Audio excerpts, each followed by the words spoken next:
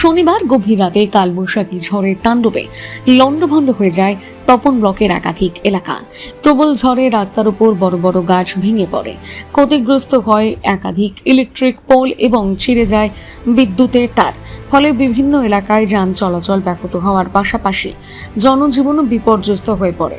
মালঞ্চা, গোপালনগর, চণ্ডীপুর, আউটিনা, গুড়াইল, কেষ্টপুর, মুরালিপুর সহ বিভিন্ন এলাকায় বাড়ির টিনের চাল উড়ে যাওয়া এবং বাড়ির ওপর গ্যাস ভেঙে পড়ার ঘটনা ঘটেছে। কেষ্টপুর প্রাথমিক বিদ্যালয়ের মধ্যে একটি বড় গাছ ভেঙে পড়েছে।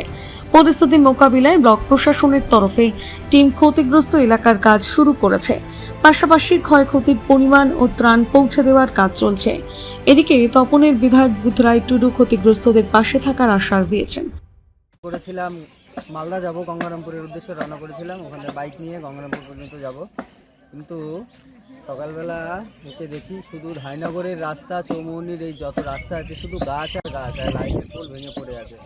এই যে নিত্য সাধারণ যাত্রীরা সব যাওয়ার জন্য আটকে পড়ে আছে। গ্রামবাসীরা হাত লাগিয়েছে গাছ পরিষ্কার করার কাজে, কিন্তু এখনও কোনো প্রশাসন দপ্তরে কোনো লোক বা কেউ এখনও আসেনি। তো দেখা যাক কখন পরিষ্কার হয়, আমরা ওয়েট করছি। গ্রামবাসীরা সব কাজকর্ম করছে, পরিষ্কার হলে আমরা বেরোবো। তপন থেকে বিশেষ প্রতিবেদন, নিউজ টুডে।